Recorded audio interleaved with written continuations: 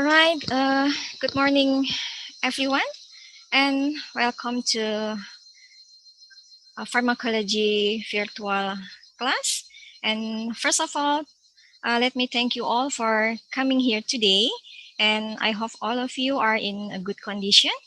And welcome to the Pharmacology Virtual Class Exchange. This is the university program of virtual team teaching mobility between Faculty of Pharmacy, UHAMKA, and Mariano Marcos State University, Philippines. Therefore, in the next 8 weeks, my colleagues and I will be giving a lecture. So let me introduce my colleagues and me.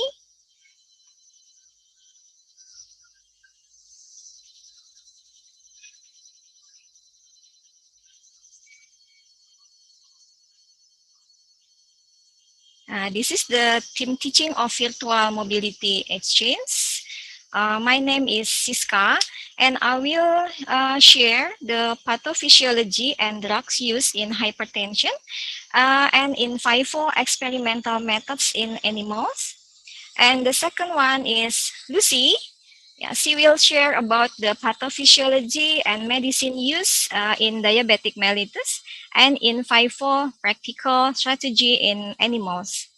And the last one is Hasna. Hasna will share about the pharmacotherapy of hypertension and also diabetes mellitus. So in this program, we will conduct the synchronized session once or twice in 8 weeks, and this is for the first. And for other session, we will have the video. You will have the video tutorial which uploaded every weeks on Friday, and the discussion session will use the forum in the LMS. And in the last program, you will be required to take a post test online on hypertension and diabetic mellitus topic. Okay, before we continue to the main topic, I would like to introduce my university, UHAMKA, and I hope that you want to please watch this video.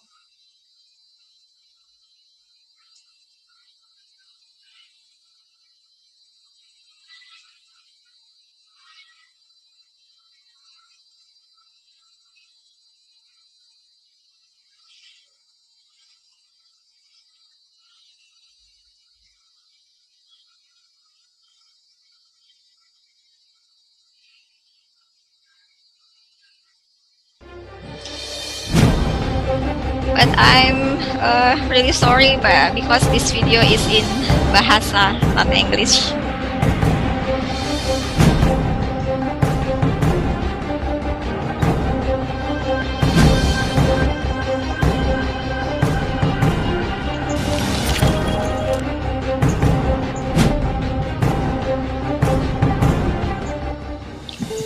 This is our rector, Kiai Haji Ahmad Dahlan, Mr. Gunawan pendiri Suryo Putro. Perserikatan Muhammadiyah yang memiliki spirit mencerdaskan, mencerahkan, dan berkemajuan sejak dulu hingga sekarang. Buya Hamka, sosok ulama intelektual bangsa yang menginspirasi kami membentuk generasi muda yang unggul dalam kecerdasan spiritual, intelektual, emosional, dan sosial.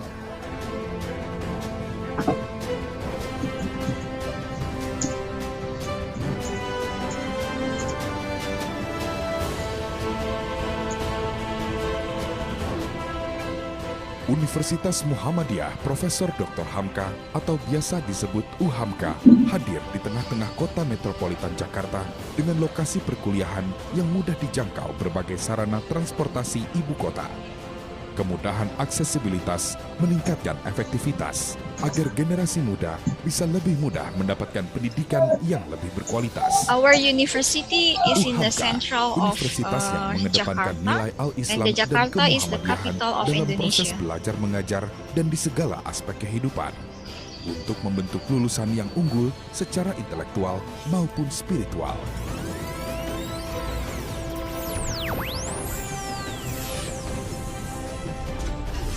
Bismillahirrahmanirrahim.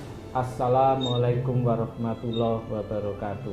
Dengan This is our lisensi rector, akreditasi A yang Profesor kami Dr. miliki, Gunawan Suryoputro. lulusan UHAMKA bisa dengan mudah memasuki dunia kerja yang serba kompetitif maupun sukses dalam berwirausaha. Karena UHAMKA membekali pribadi setiap lulusan berkarakter, cerdas, kreatif, dan inovatif di era industri 4.0 yang serba digital. UHAMKA memiliki 10 fakultas dengan sarana dan prasarana perkuliahan modern We have seperti 10 faculty Fakultas Farmasi dan Sains, and didukung oleh tenaga pengajar ahli this is dengan the sarana dan Faculty prasarana of Pharmacy, perkuliahan yang modern and this is untuk our mencetakkan lulusan yang laboratory. handal dalam penelitian kesehatan. Alasan saya memilih di UHAMKA adalah karena alat-alat yang lengkap dan tenaga-tenaga This is one of pengajar our di sini student. adalah dosen-dosen yang profesional.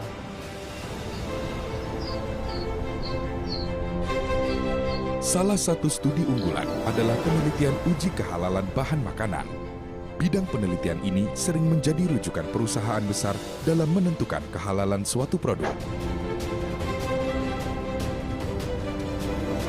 Fakultas Ilmu Kedokteran dengan fasilitas laboratorium yang And this is komprehensif our Faculty menerapkan of sistem Medicine. belajar mengajar yang selalu bersinergi antara pengembangan teori dengan praktek perkuliahan. Fakultas Ekonomi dan Bisnis membentuk lulusan yang handal di bidang ekonomi dan bisnis keislaman dengan salah satu studi yang diterapkan adalah filantropi keislaman.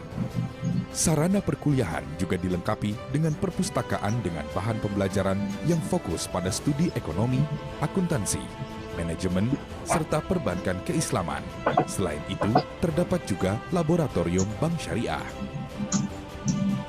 Fakultas Teknik menerapkan sistem pembelajaran yang mengasah kecerdasan dan kemahiran mahasiswa dalam menguasai bidang studi pilihannya, sehingga dapat berkontribusi langsung pada kemajuan teknologi serta mempersiapkan masuk dunia kerja. Selain itu juga agar mereka mampu mengukir prestasi pada berbagai This kompetisi is our inovasi Teknik teknologi. Faculty. Kami dari program studi teknik elektro dan alhamdulillah inilah hasil karya kita, robot pemadam api.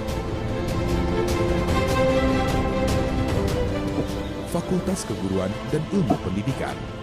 Fakultas Keguruan dan Ilmu Pendidikan memberikan pendidikan secara intensif kepada calon tenaga pengajar maupun pendidik sehingga setiap lulusan memiliki kecakapan sikap, pengetahuan, keterampilan umum, dan keterampilan khusus pada skala nasional maupun internasional.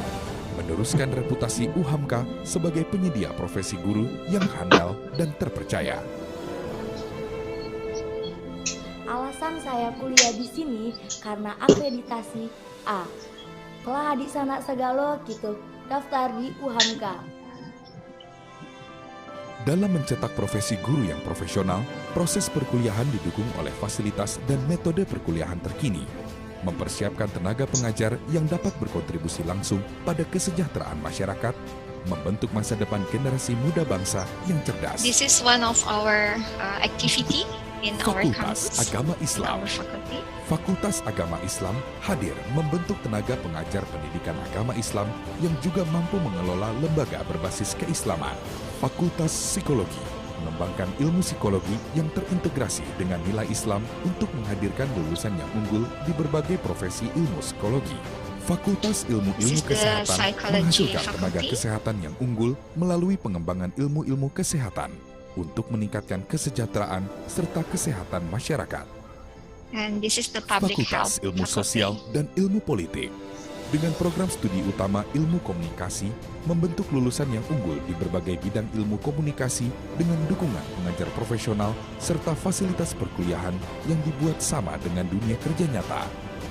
Sehingga setiap lulusan dapat kompetitif memasuki dunia kerja sekaligus mempunyai jiwa entrepreneurship dalam upaya untuk meningkatkan kesejahteraan masyarakat. Saya mengambil jurusan ini karena fasilitas di Fisik UHAMKA sangatlah menunjang kebutuhan mahasiswa. Masuk UHAMKA, kalian nggak akan nyesal. Sekolah Pasca Sarjana UHAMKA. Sekolah Pasca Sarjana UHAMKA menjawab tantangan para mahasiswa dan pekerja yang ingin mengejar jenjang pendidikan yang lebih tinggi, Sorry for the bad juga connection. untuk meningkatkan profesi dan kompetensi bekerja. Saya memilih UHAMKA karena untuk menunjang pendidikan dan karir saya ke depan. dan karena terakreditasi A sehingga membuat saya yakin untuk This is memilih kampus our ini. Assalamualaikum postgraduate. warahmatullahi wabarakatuh.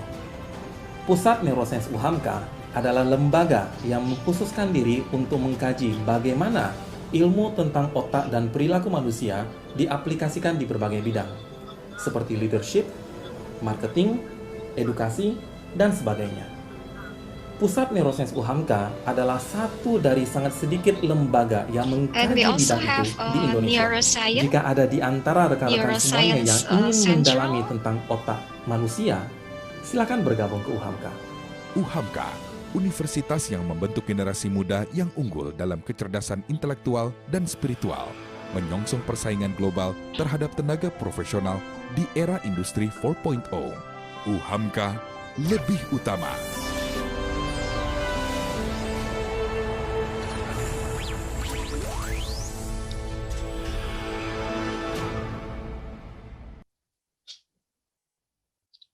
Okay, thank you for watching our profile university.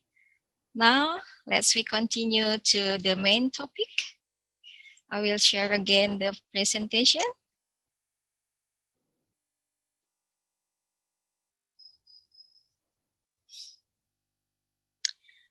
Okay, today it's hard to use this application.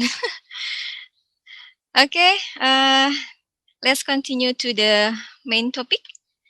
As you can see on the screen, our issues today is hypertension, and I will focus on the pathophysiology of hypertension.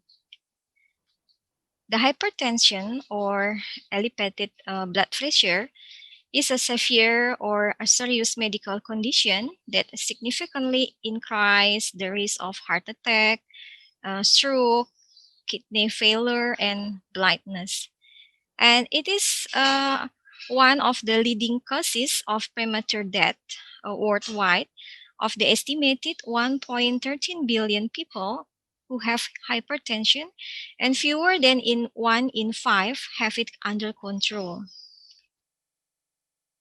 And the main contributors of the rise in hypertension are unhealthy diets, and then physical inactivity, and the consumption of alcohol and tobacco.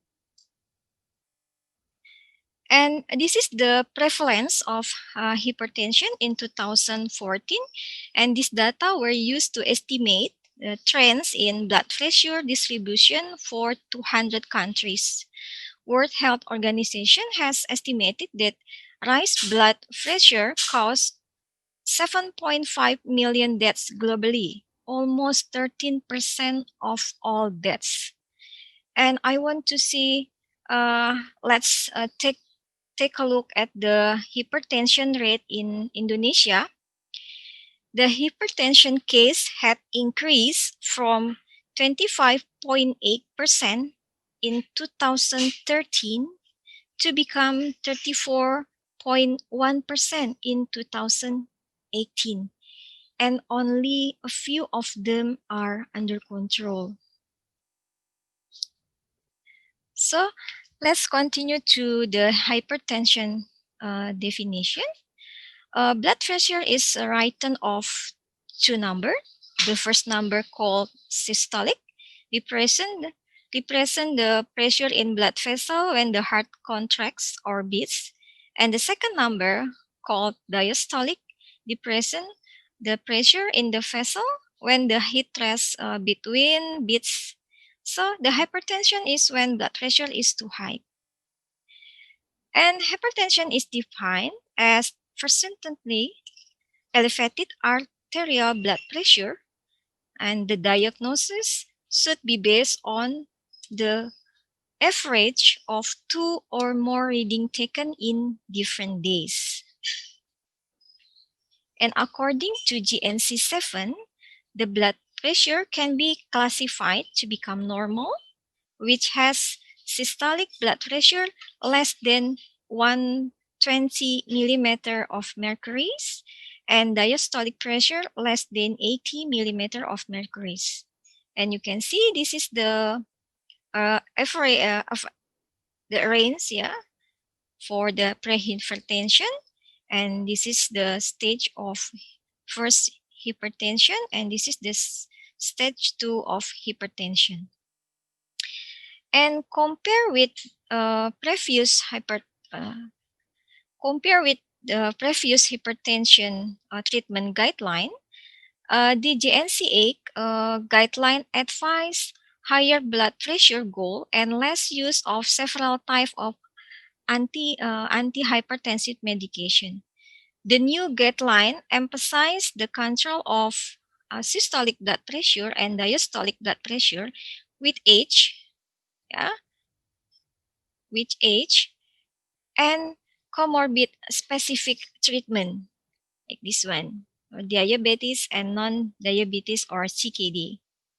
Yeah, the new guideline also introduced new recommendation designed to promote safer use of angiotensin converting enzyme inhibitor and angiotensin receptor blocker.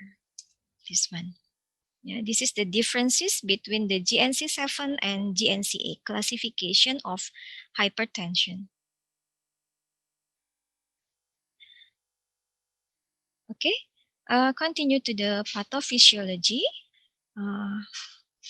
Hypertension may result from a specific cause called secondary or from an unknowledge etiology called primary hypertension. And the primary hypertension represents 95% of cases and is a complex, multifactorial disorder involving both the environmental influences and genetics that may influence sodium resorption, aldosterone pathway, the adrenergic nervous system, and renin-angiotensin-aldosterone system. And the secondary hypertension is caused by other disease such as renal arteries, kidney failure, or other endocrine organs.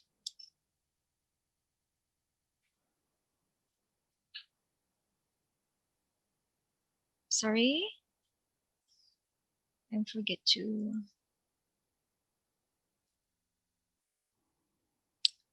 Okay, let's continue.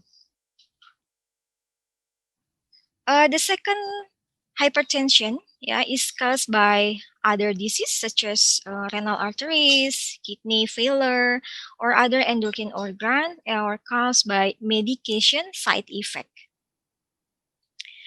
Okay, now we see the blood pressure regulation.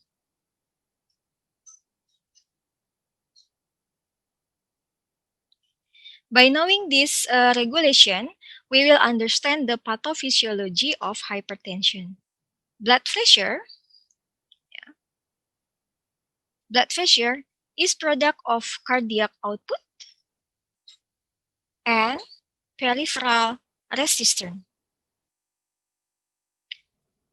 both of which are influenced by multiple genetic and environmental factors. As you know, that cardiac output is a function of stroke volume and heart rate. And the most important determinant of stroke volume is the filling pressure, which is regulated through sodium homeostasis and its effect on blood volume. Heart rate and myocardial contractility are both controlled by the alpha and beta adrenergic system. Yeah, in addition to their effect on vascular tone. And how about the peripheral resistance? This peripheral resistance is regulated predominantly at the level of the arterioles by neural and hormone inputs. The vascular tones reflects a balance between the action of vasoconstrictors, including angiotensin II, catecholamines, endothelin, and also vasodilators, including kinins, prostaglandins, and also NO. Resistant vessel also exhibit auto-regulation, whereby increase blood flow and induce vasoconstriction to protect tissues against hyperperfusion. Finally, blood pressure is fine-tuned by tissues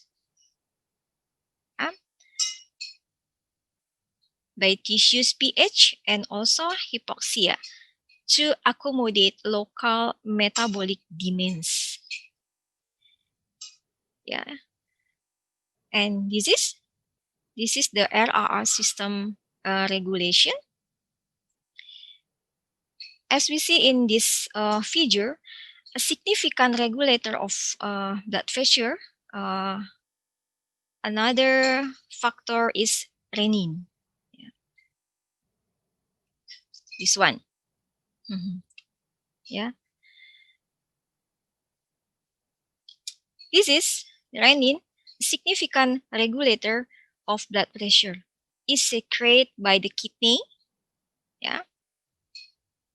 In response to decrease of blood pressure in afferent arteriole, and in turn, renin cleaves angiotensinogen to angiotensin 1. Subsequent peripheral catabolism produce angiotensin 2, which regulates blood pressure by increasing vascular smooth muscle tone and by increasing adrenal aldosterone secretion, which consequently increase sodium reabsorption.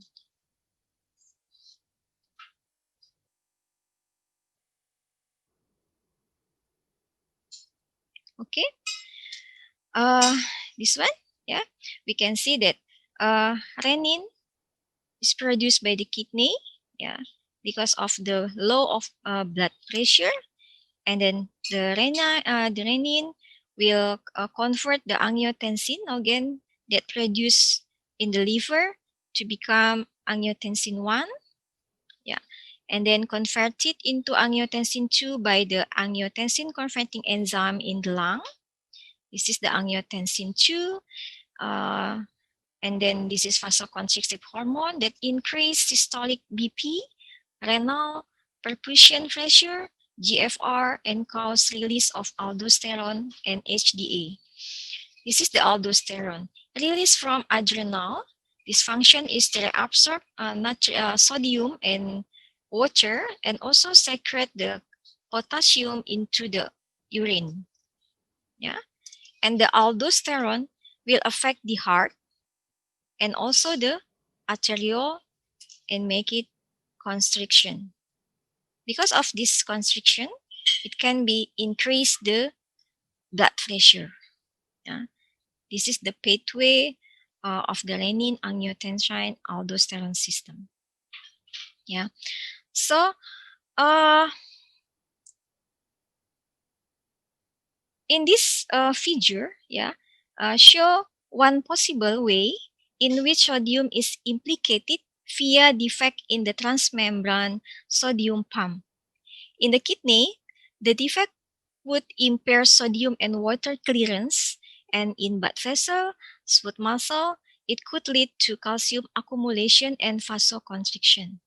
So, dysfunction in any of these processes can lead to develop of hypertension. This may be through increased cardiac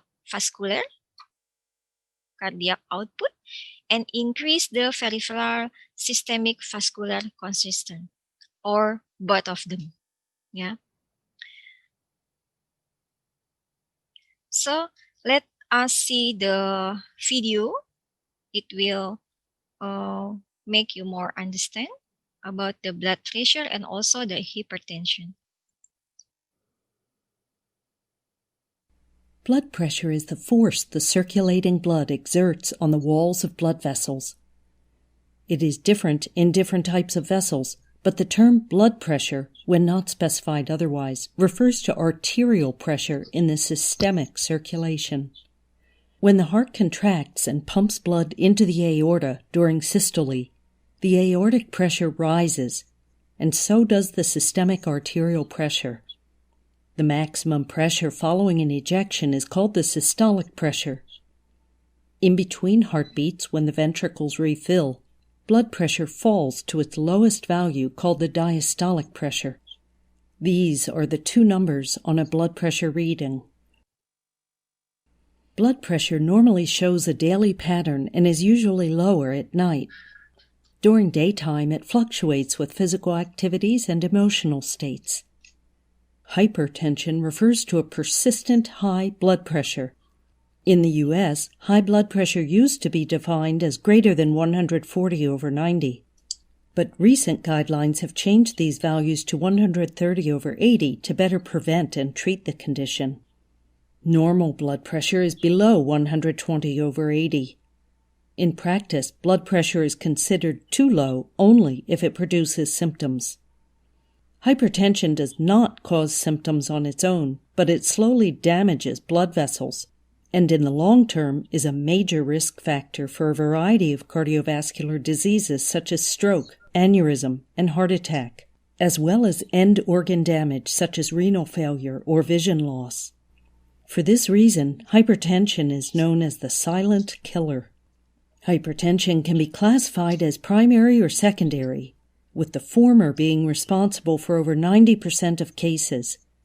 Primary hypertension has no apparent cause and may develop as a result of old age, obesity, high-salt diet, lack of exercise, smoking, and drinking. Most commonly, the blood vessels are hardened with age or unhealthy diets, making it harder for blood to flow. Secondary hypertension, on the other hand, is caused by an underlying condition. Many conditions and factors can cause hypertension. Most notable are kidney problems and endocrine disturbances. Regardless of the cause, the increase in blood pressure is produced by either an increase in vascular resistance, narrower or stiffer blood vessels, or an increase in cardiac output, larger volume of blood pumped out by the heart. These two factors are the targets of antihypertensive drugs. Treatments must start with lifestyle changes such as healthy, low-sodium diets, physical exercise, and stress management. On top of that, antihypertensive agents may be used to control hypertension. These include vasodilators. These drugs dilate blood vessels, thereby decreasing vascular resistance and reducing blood pressure. Diuretics. Diuretics promote sodium and water removal by the kidneys and thereby decrease blood volume. Drugs that decrease cardiac output by decreasing heart rate or contractility may also be used to treat hypertension.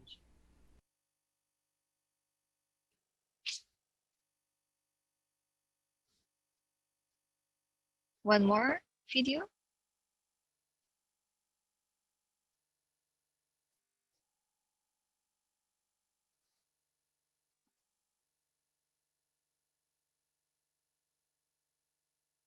High blood pressure, or hypertension, is a common condition in which the force of blood on the walls of your arteries is often too high.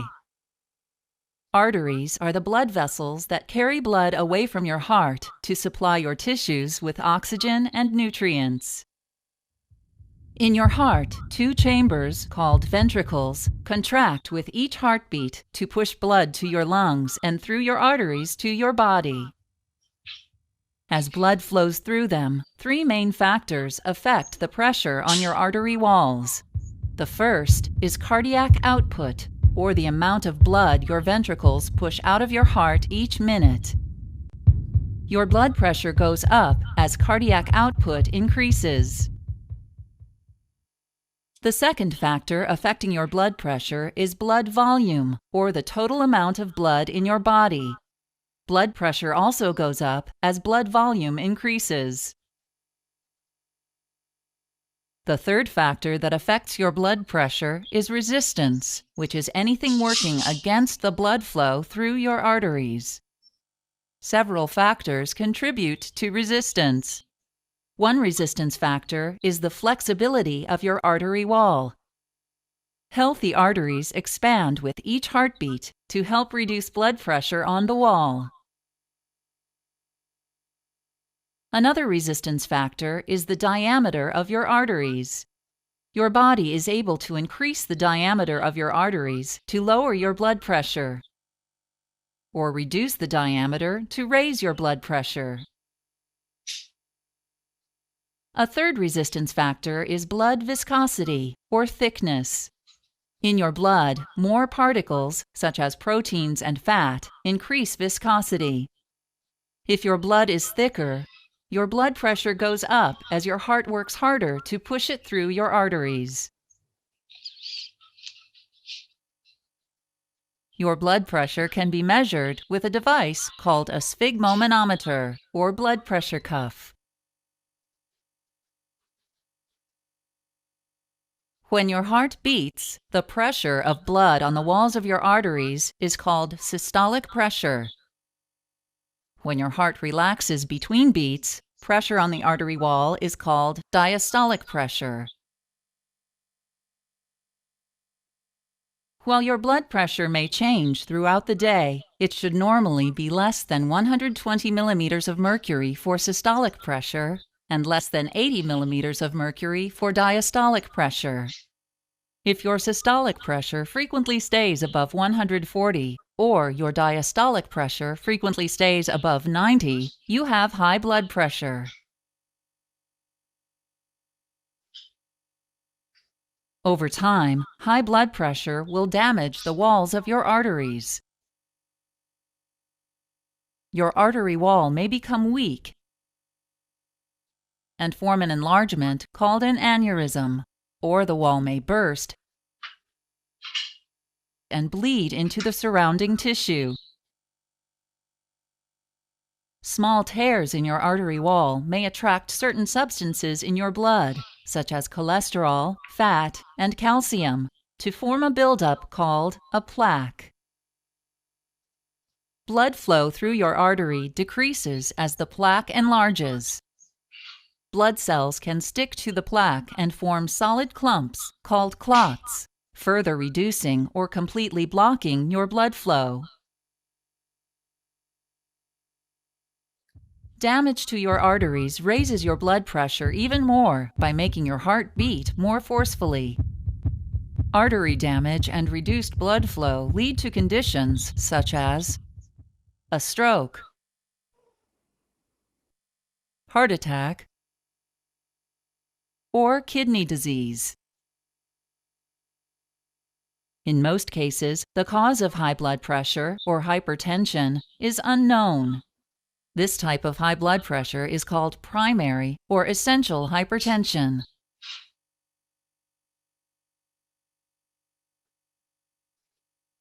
Treatment for essential hypertension includes lifestyle changes, such as eating a healthy diet. If you are sensitive to the sodium in salt, your doctor may recommend limiting your intake of salt and highly processed foods. Sodium may cause your body to retain water, which increases both your blood volume and your blood pressure. Other lifestyle changes that can reduce blood pressure include avoiding excessive alcohol intake, getting regular exercise, losing weight if you are overweight, and quitting smoking. Your doctor may also recommend medications that act on your kidneys, blood vessels, or heart to help reduce your blood pressure. Diuretics, commonly called water pills, cause your kidneys to move more salt and water from your blood into your urine, which reduces your blood volume and pressure. Beta blockers reduce the workload on your heart by decreasing both the rate of your heartbeat and the strength of your heart's contractions. Several types of drugs act directly or indirectly to reduce your blood pressure by relaxing your blood vessels, which increases their diameter. These drugs include ACE inhibitors, angiotensin II receptor blockers, calcium channel blockers, and direct-acting vasodilators.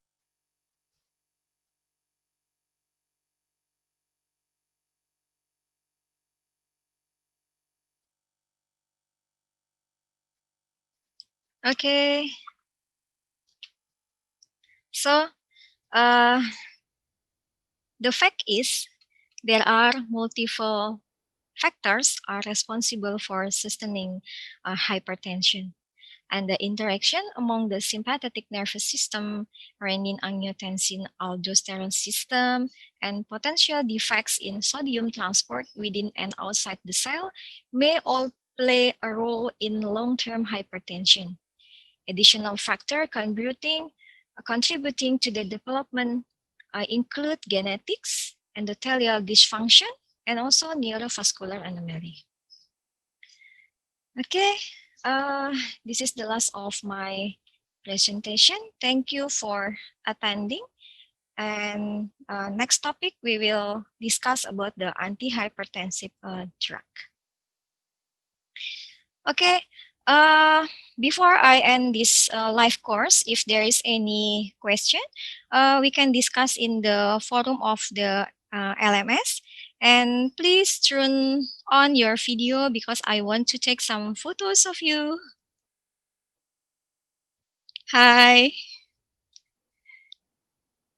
Nice to meet you all. This is the first time. Yeah. Nice to meet you.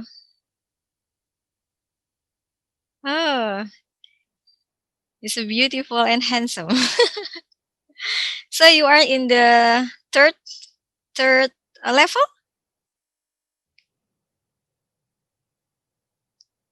Yes, ma'am. Yeah. Yes, ma'am. So it means the fifth semester. Yeah. Maybe next year is very good if I can teach you directly in your class. Yeah, not online like this via Zoom meeting. Okay, I would like to take some photo. I will count till 2. There are 2 slides. Yeah. 1, 2, 3. Smile. Wait.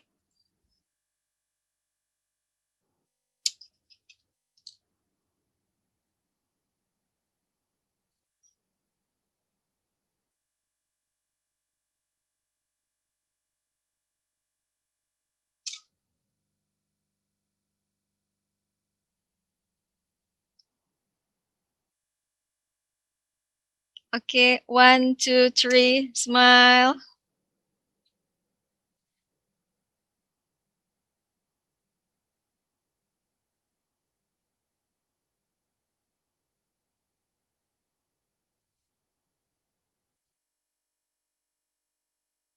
Okay, thank you, class.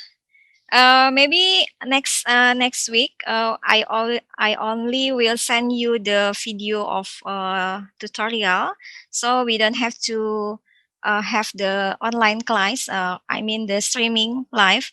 We only will conduct the streaming only twice in 8 weeks. Yeah. Okay. Thank you for attending this class. And I will end the live course. And if there is any question, we can discuss in the forum of the LMS. And don't forget to fill the attendance list that I already attached in the LMS. And I also will upload my presentation today to the LMS. Thank you so much. Bye-bye. See you again. Bye-bye. Thank you. Bye-bye, ma'am. Bye-bye. Yeah. Nice to meet you all.